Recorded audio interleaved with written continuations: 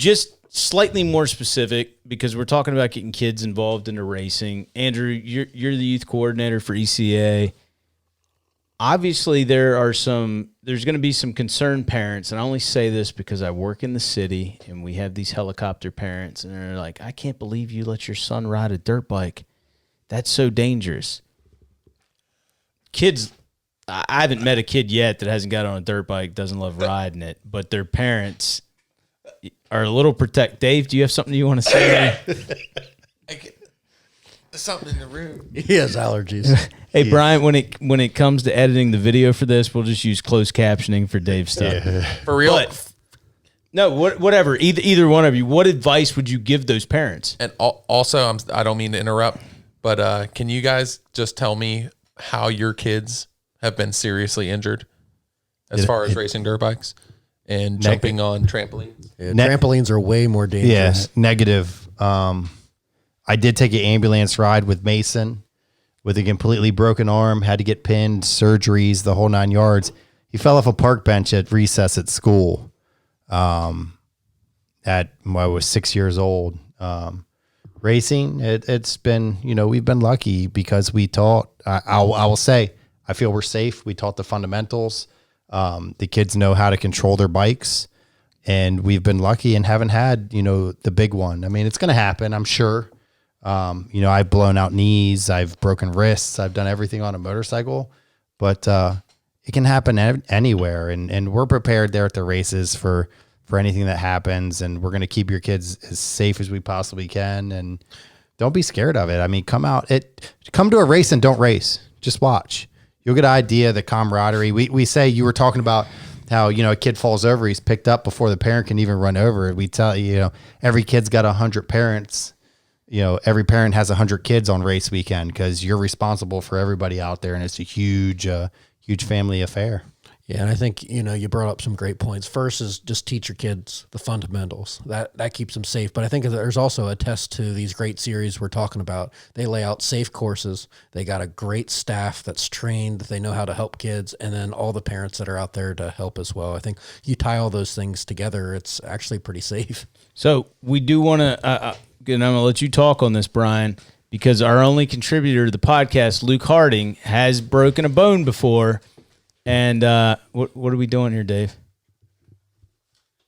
Dave had enough whiskey that he just donated $5 a week. There we go. We have our second contributor. It's a one-time contribution from Dave Dalmasso just to be on the show. He drank $20 worth of whiskey. Give us $5. That's true. Yeah. I'm still down 15. 4 roses, thank you. But and ate like 7 pieces of pizza.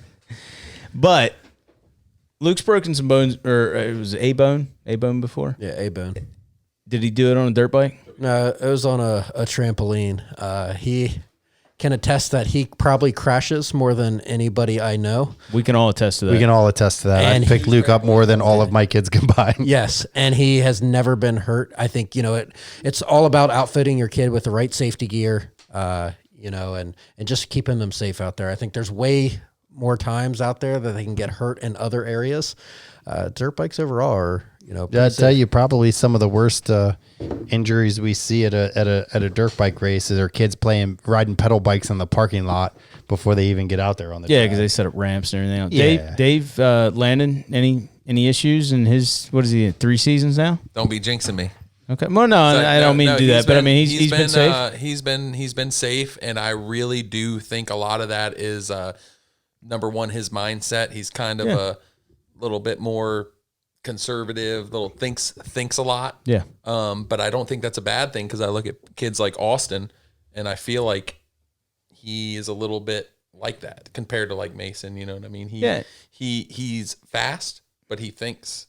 And that's why he's an analytical rider, compared to a kid that just holds it wide open.